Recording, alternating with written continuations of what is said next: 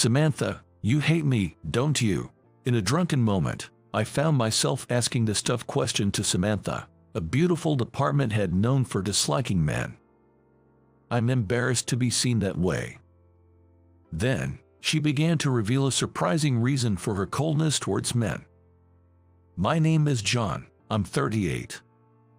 I worked in New York after graduating from college, but exhausted by a grueling job, I quit and returned to my hometown. I was drifting for a while, but then my middle school classmate, Mike, invited me to his company saying, 'Come work with us.' I was skeptical, thinking it might be a shady business, but it turned out to be a reliable company, loved by local businesses and corporations, making lighting fixtures for 50 years. At the interview, Mr. Smith, the president, greeted me in work clothes. He was all smiles, a genuinely nice guy. Surprisingly, they served coffee and jelly during the interview, which was informal but ended with a formal "We'll contact you in about a week with the results." So, when they called and asked, "When can you start?" I could hardly believe it and was really happy. This is how I got assigned to sales, and within a month, I felt at home in the company. Most of the employees were locals. Talking with colleagues about family and personal lives, we'd realize connections like "My sister might have worked with you at the same part-time job in high school," or "I used to live near your house. Has that barbershop closed down?" It was a homey place, perfect for me. However, Samantha wasn't a local. She was quite tall, about 5'9". Her striking beauty made her seem unapproachable. She was so competent that she became a department head at 35. Apparently, she had worked at a major company in New York. But her demeanor was extremely aloof. When I submitted work she had requested, she would barely thank me without making eye contact. Yet, she would look at female employees, smile, and say warmly, "Thanks, Olivia, that was quick and really helpful." She might be called a cool beauty, but her attitude towards men and women was starkly different. Her overly formal attitude left me feeling dry. "Samantha hates men," Mike said, drinking his whiskey at a bar. "So she really doesn't like them. Did something happen?" "Well, being that tall, even if she's pretty, she's out of the ordinary." Mike frowned. "True, she's taller than most men, but I think she's attractive." When I expressed this, Mike, looking up at my height, said enviously, "That's because you're taller than Samantha. Hey, you should date her." Indeed, I'm 6 feet tall, taller than Samantha. But regardless, I've always liked tall women. My family is tall, and growing up, I always thought my 5'8" mother was cool. I find tall women attractive. But even if I like her, she might not feel the same about me. I can't just date her. I think Samantha particularly dislikes me. It happened a week ago. I went on a day trip to San Antonio, so I bought some cookies as souvenirs. "I'll leave Samantha's share here," I said, trying to put them on the corner of her desk. Then, she coldly rejected them, saying, "I don't need them." Honestly, I was quite shocked. I made up reasons like she might not like sweets or she's on a diet, just to convince myself. "Indeed, she does seem particularly cold to you. Maybe it's that thing where you're mean to someone you like." Mike made a teasing comment, making me almost spit out my drink as I exclaimed, "What are you talking about? It's only you who's taller than Samantha. Maybe she's cold because she sees you as a man." That's impossible. There's no way that could be true. Sure, I'm tall. But I'm not good looking, and lately, I've started to develop a belly. I'm an unremarkable guy who doesn't attract women at all. I thought there's no way Samantha sees me as a man. I had a bit too much to drink yesterday, but I made it to work the next day and focused on my job. Around 3 p.m., having finished my tasks, I was about to catch up on some paperwork when something happened. "Samantha, I'm so sorry. I made a mistake with the order, and they said they need it delivered today." The female employee, nearly in tears, was Amy. She's just 23 but already has a 1-year-old child. Then, we have no choice but to deliver it directly. Is the product in our warehouse? Amy replied apologetically. Yes, it's confirmed, but the delivery location is out of state, a 2-hour drive, and I have to pick up my child, so it's tough for me. Samantha sighed. Then I'll go. Oh, but I have documents that I must finish by tonight. The usually cool Samantha seemed unusually troubled. I stood up and approached Amy. I'll go. I'm free right now. Really? Amy looked at me with eyes full of gratitude. Really? That would be a huge help, Samantha said in a soft voice. So, I loaded the products into the car at a warehouse 30 minutes away and set off for the 2-hour drive to the client. I'm off then, I said, jingling the car keys. John, please, take care, Samantha said, and she saw me off. I loaded the products successfully at the warehouse and headed to the client. They were an interior design company, scheduled to install lighting fixtures the next day. I arrived after 6 p.m. Expecting a grumpy old man to scold me for the order mistake, I was surprised to meet a young and pretty woman in charge. She must have been in her 20s. I'm so sorry you had to bring this all the way here, she apologized, making me feel awkward. Insisting I take a break, she treated me to coffee and pound cake in the lounge. Her name was Jessica. She was 28 years old and the daughter of the company's president. I guess you'll be taking over the business someday, I blurted out. No, I'd rather get married if I find someone willing, she replied with a gentle smile. I thought someone like her would definitely find a good match soon. When I returned to the office, it was past 9 p.m. I didn't expect anyone to be there, but to my surprise, Samantha was still in the sales department. It seemed like she was waiting for me. I'm sorry for troubling you. No, I should be thanking you, John. I really appreciate your help. Her tone of sincere gratitude warmed my heart. Let's head home, shall we? I turned off the lights in the office and locked up. On our way to the parking lot, Samantha suddenly asked, would you like to grab dinner together? I was surprised. Samantha and I were far from close. In fact, she seemed to have a certain aversion to me. I doubted that two people like us, with such a strained relationship, would have much to talk about over dinner, and it might just end up being awkward. As I hesitated, she said, sorry, you can say no if you don't want to. Thinking that declining might hurt her feelings, I cheerfully said, let's go. I'm actually really hungry.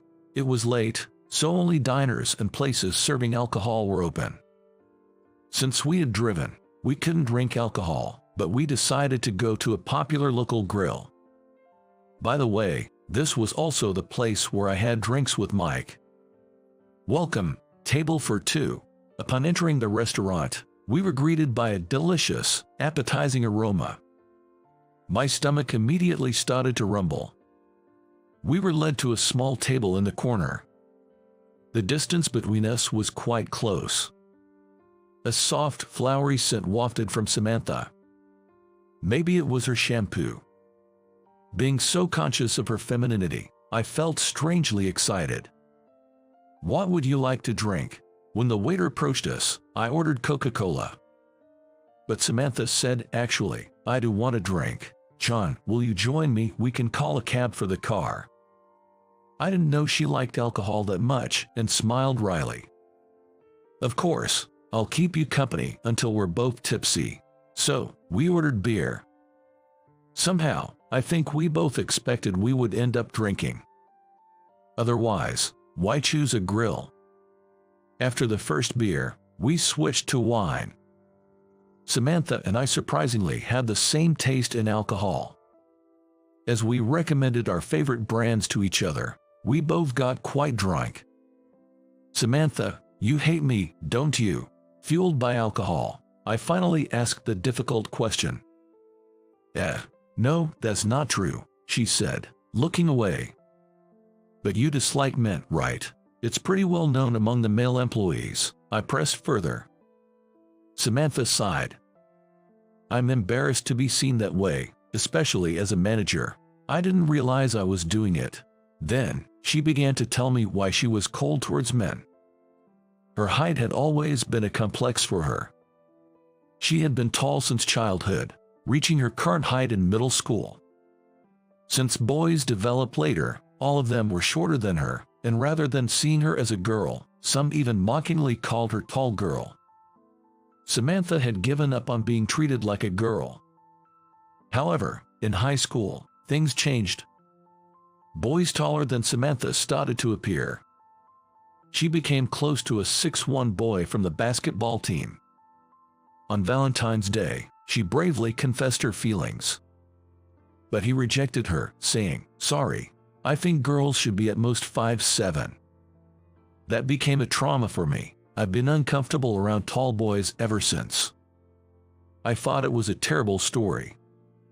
Many understand that it's wrong to insult someone's appearance with words like fat or ugly, but why don't they realize that negatively commenting on someone's height can be just as hurtful? Then Samantha muttered softly, "You prefer shorter girls, don't you, John?" "No, I actually think I prefer taller women. It's more like they make me feel at ease." Samantha looked surprised, so I explained that everyone in my family is tall, and even my mother is 5'8".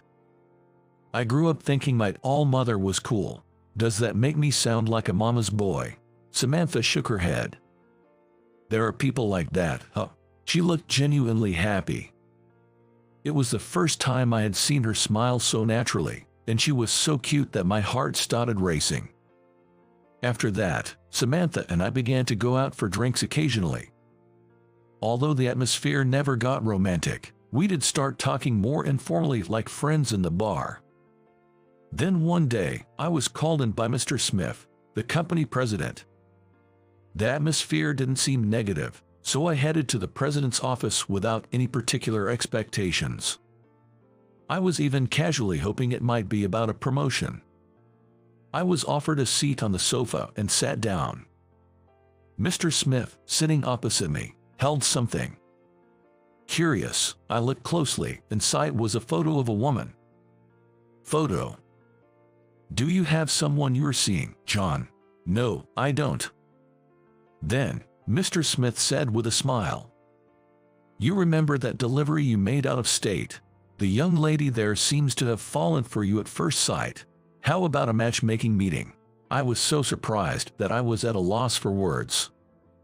That young and pretty girl fell for me. Unbelievable. It's sudden, so I know it's shocking. Take some time to think about it. He handed me a file, which I accepted. There were resume and other photos of the woman. The woman in the photo was wearing a beige, elegant dress and was indeed very beautiful. She was only 28.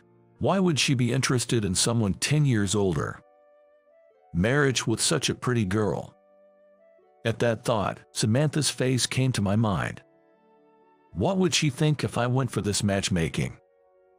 I returned to my desk. Hey, John, what's up? You're zoning out. Is that photos? You're not really going for a matchmaking, are you? Shoot. Mike had noticed. He quickly snatched the file from me and checked the contents. Well, she's gorgeous, and only 28. I'm so jealous.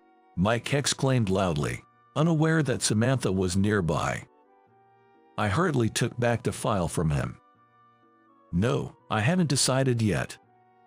But you'll go for it, right? You don't have a girlfriend, do you? Well, yeah, but... At that moment, Samantha quietly stood up and walked out. Concerned, I quickly followed her. Samantha, I called out to her as she was about to leave, and she stopped, looking down. John, are you going for the matchmaking? Well, that's... I clearly didn't want to do it. Because I'm in love with Samantha. But would Samantha accept my feelings? I wasn't sure. After all, Samantha and I are too different. Then she said something unbelievable. "Please, turn it down." I involuntarily asked, "What?" She turned around and looked up at me. Her eyes were moist, and her cheeks were flushed red. "Please turn down the matchmaking. I like you, John." "No way. Samantha likes me."